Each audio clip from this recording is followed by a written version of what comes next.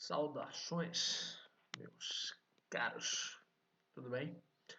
Bom, dando continuidade aos conteúdos, hoje nós vamos tratar de valores ainda, mas valores como o valor como a arte da não indiferença. Tranquilo? Vamos então para o slide para que a gente norteie as nossas falas.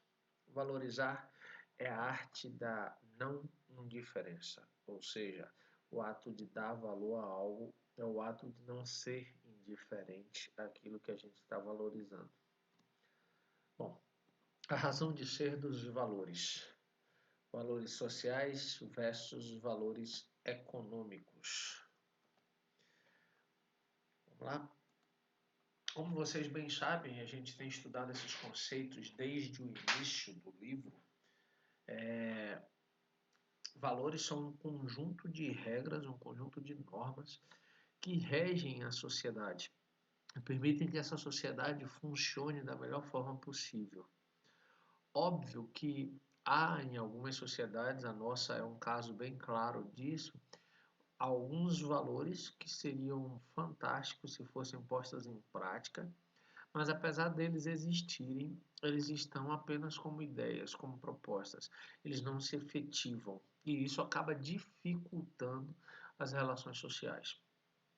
Por um lado, o livro, nesse capítulo, ele faz uma abordagem muito significativa e faz contrapontos acerca do valor moral em contrapartida ao valor econômico.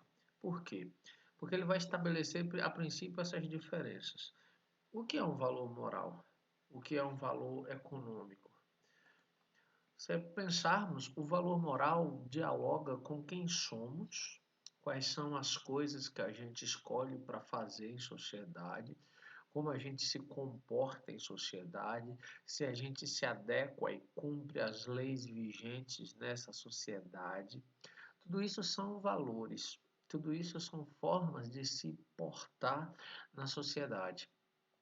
Do outro lado, nós temos os valores econômicos, ou seja, valores que geram a possibilidade de ou sermos inseridos no mercado ou permanecermos nesse mercado, caso já estejamos. Logo, o valor econômico tem a ver com a capacidade que cada indivíduo tem de consumir, seja apenas o básico para sua sobrevivência, seja artigos de luxo, mas desnecessários à sua sobrevivência. E se tratando de Brasil, a gente bem sabe o como vivemos num país com um abismo social muito grande. Por quê? Porque enquanto uma fatia muito pequena da população tem muita grana mesmo, a maior parte dessa população vive à míngua, vive em condições de precariedade muito grande. Em coisas básicas, como por exemplo o acesso à água potável, acesso a saneamento básico, acesso a um banheiro dentro de casa. Então, quando eu me refiro a esse abismo social, eu, óbvio, estou tratando desse ponto. Tranquilo até aqui? Então, vamos ao próximo tópico. O valor das pessoas e das coisas. Bom, aqui cabe, de certa forma, esses dois próximos tópicos, porque fazem parte da mesma reflexão. Nossa vida é orientada pelos valores que norteiam nossas escolhas e ações. Algo ou alguém só tem valor se houver quem os valorize ou quem valorize.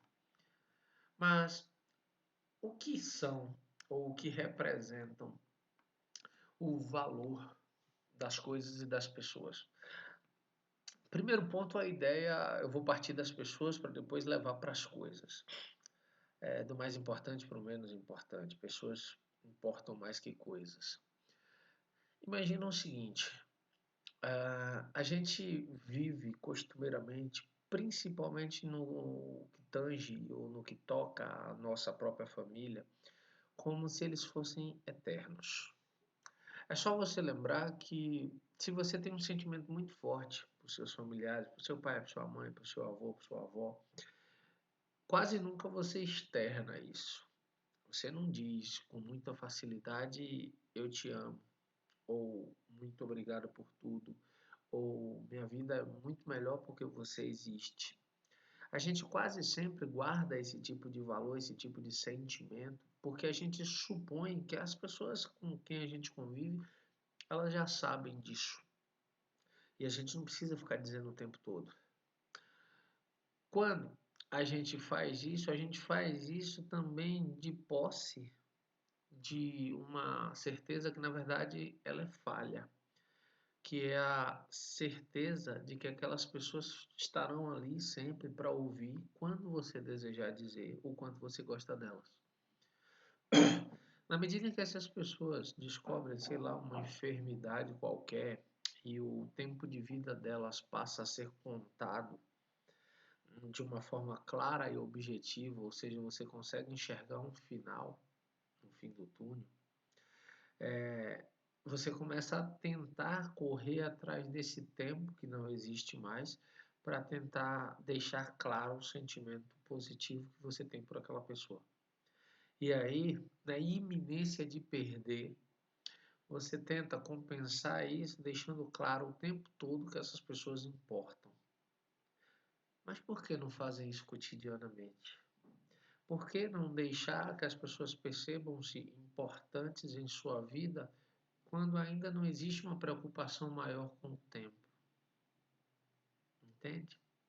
A mesma coisa, de certa forma, guardadas as proporções, óbvio, acontece com as coisas.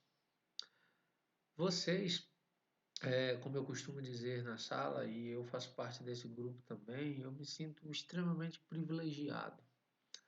Por que eu me sinto privilegiado?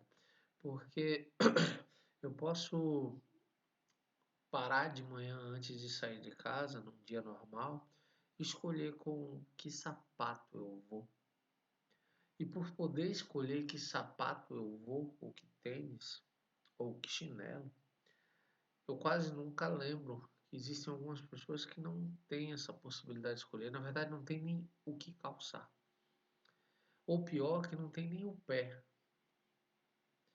Quando eu sento e escolho o que eu vou almoçar, às vezes eu me esqueço de que existem pessoas que não têm o que comer.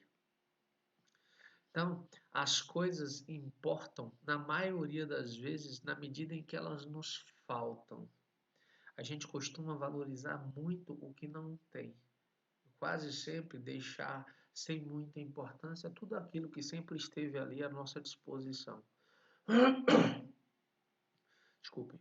Então é natural que a gente enjoe do que tem em casa ou não valorize o suficiente as coisas que temos em casa, exatamente por termos em casa. Se não tivesse, provavelmente atribuiríamos um valor à realidade do que aquilo importa. Percebe como nós somos contraditórios de certa forma na nossa convivência social? Eu não vou nem fechar o webcam, vou lá só ver o próximo tópico. Nossa vida é orientada pelos valores que norteiam nossas escolhas e ações. Eu sigo algumas pessoas, e quando eu digo eu sigo algumas pessoas, eu não estou falando necessariamente de redes sociais. Estou falando de conhecer essas pessoas de diversos lugares, de filmes, de documentários, de livros, de várias leituras, de conversar sobre algumas pessoas, sobre esses outros personagens, essas outras personagens, e eu acho inspirador quando alguém decide ser o melhor possível numa determinada área. Eu acho inspirador quando alguém decide abraçar uma causa, um trabalho, um projeto de vida com uma vontade, com uma força tão gigantesca que a vida se torna aquilo. Eu já citei diversas vezes para vocês algumas pessoas que me inspiram profundamente, como Michelangelo, o escultor, como alguns pensadores, principalmente alemães, Nietzsche, Goethe, pessoas que devotaram sua vida às suas obras. E essas escolhas falam muito de quem eles são, porque deveria ser comum que as pessoas optassem sempre pelas coisas boas para si. Só que a gente é muito imediatista e quase sempre essas escolhas e essas ações pensam apenas num prazer momentâneo, num prazer a curtíssimo prazo. A gente quase nunca está disposto a se sacrificar a longo prazo para colher um benefício muito maior. A gente quer agora, queremos hoje. Quase sempre as pessoas que se permitem adiar um determinado prazer para conquistar algo maior, essas pessoas tendem a ir imensamente mais longe do que as pessoas que preferem o prazer imediato. Então, nossas escolhas falam muito sobre os valores que temos, sobre as ações que deveremos fazer, realizar em prol desses valores. Tá claro até aqui? Então vamos para o próximo tópico. Bom, só existe valor se houver alguém para valorizar. Isso mesmo que você acabou de ouvir. Se não houver quem valorize, não há valor.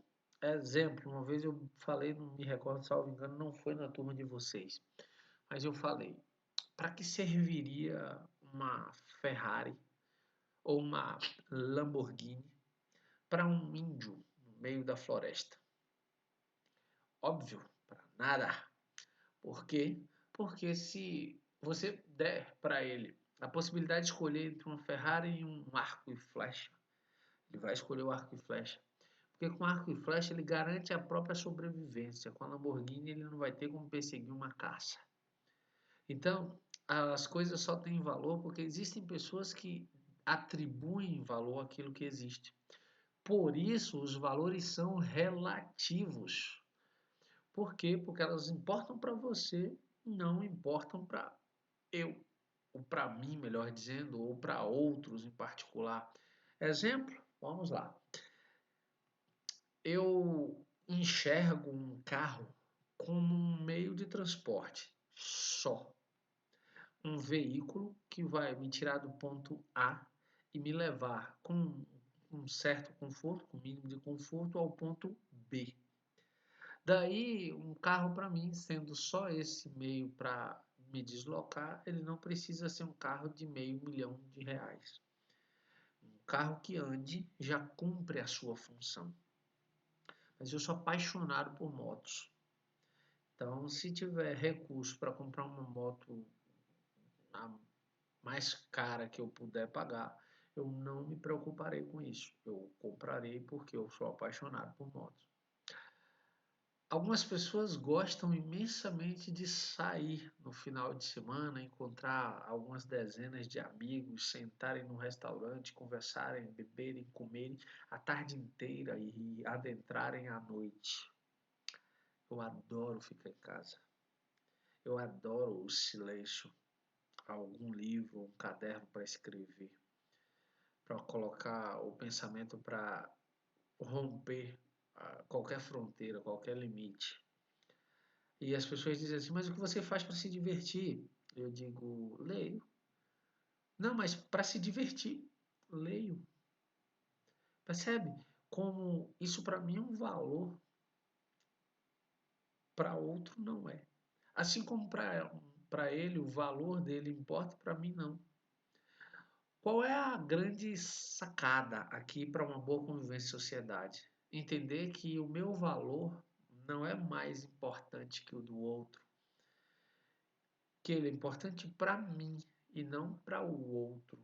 Então, eu preciso obrigatoriamente entender que o meu é importante, mas também valorizar o do outro, respeitar o valor do outro.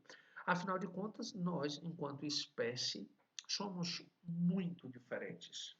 Muito. O que importa para você não é a mesma coisa e não tem o mesmo valor para mim. De buenas, podemos avançar? Então, andiamo. valores e contravalores. Como o próprio nome já coloca, positivo, valor, negativo, contravalor.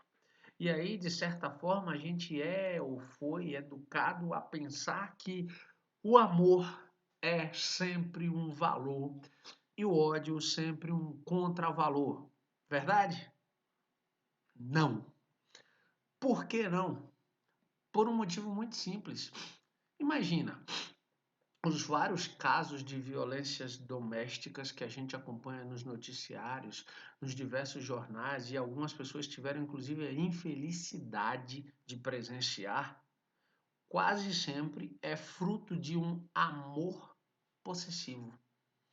Um amor que não reconhece a individualidade do outro, que não entende que o outro existe independente de você. Então, o amor também pode ser um contravalor se ele coloca em risco a pessoa que é amada. Assim como o ódio também pode ser um valor.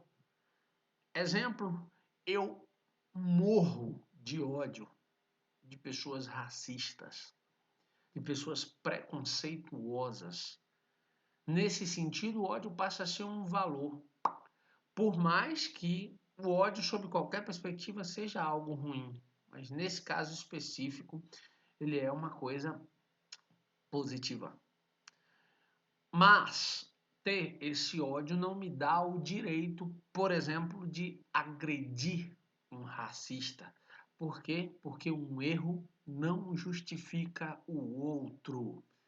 Esse ódio precisa me conduzir com serenidade para que eu, por exemplo, denuncie um ato de racismo.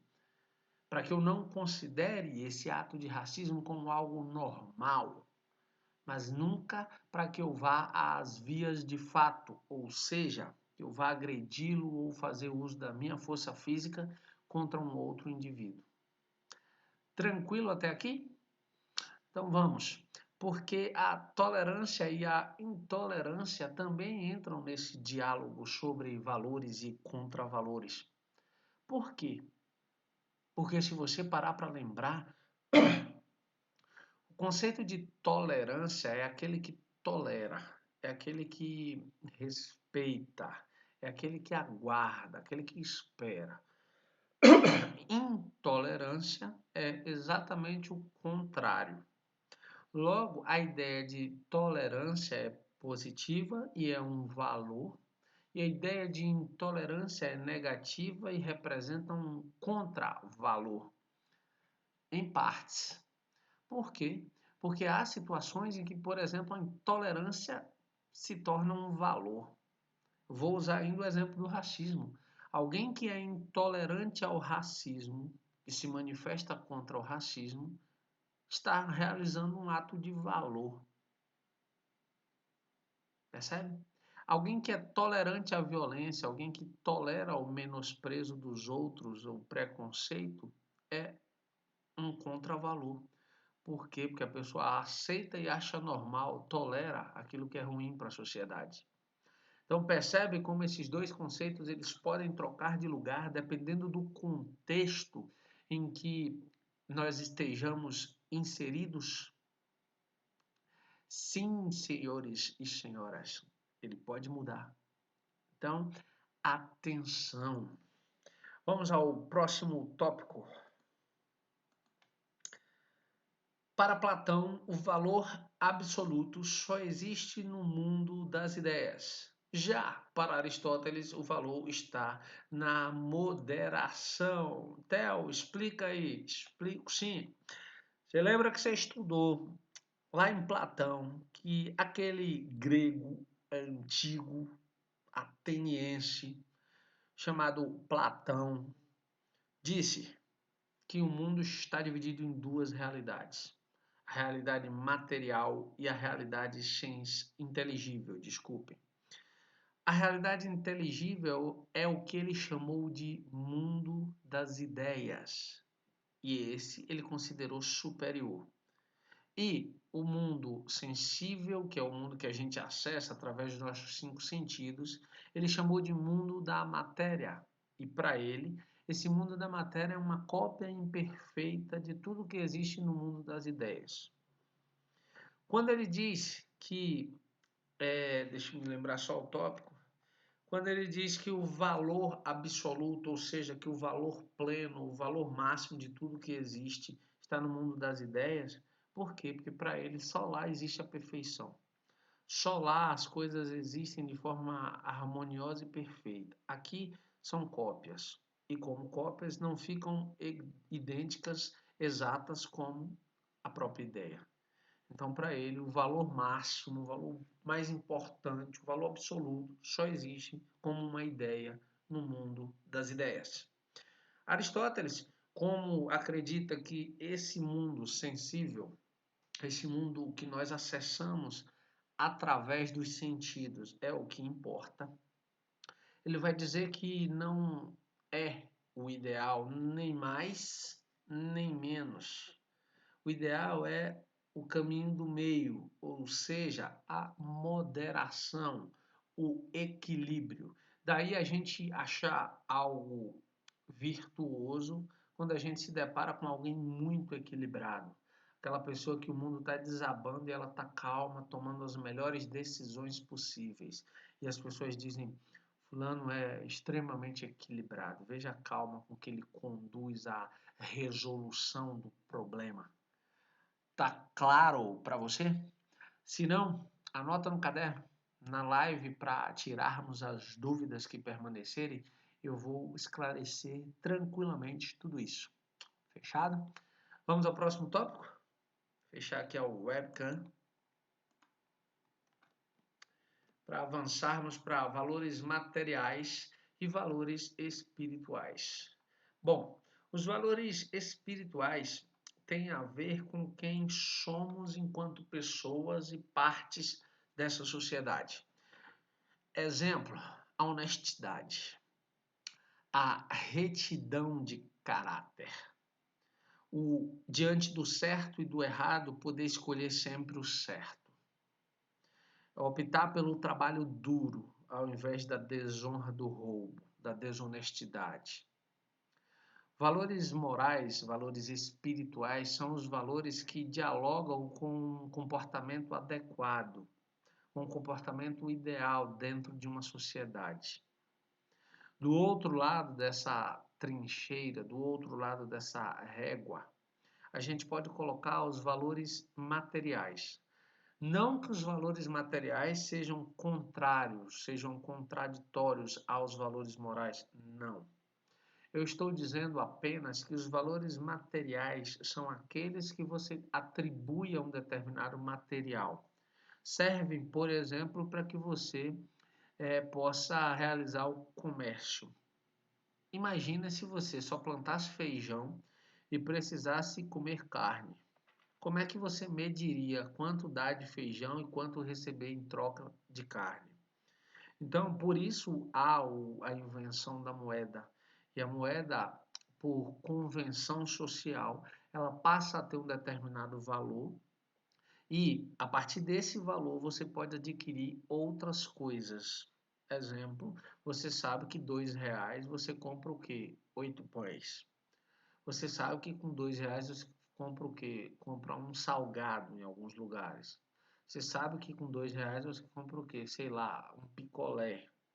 Você não vai chegar numa concessionária de um carro e vai querer comprar um carro com R$ 2 porque você sabe que não é suficiente. Que aquele valor material dos R$ 2 não são suficientes para a compra de um veículo automotor, ou seja, um carro. Tranquilo até aqui? Como é que vão a escolha dos seus valores espirituais? Como é que você tem desenvolvido os seus valores espirituais? Você tem se preocupado com isso ou tem pensado apenas nos valores materiais?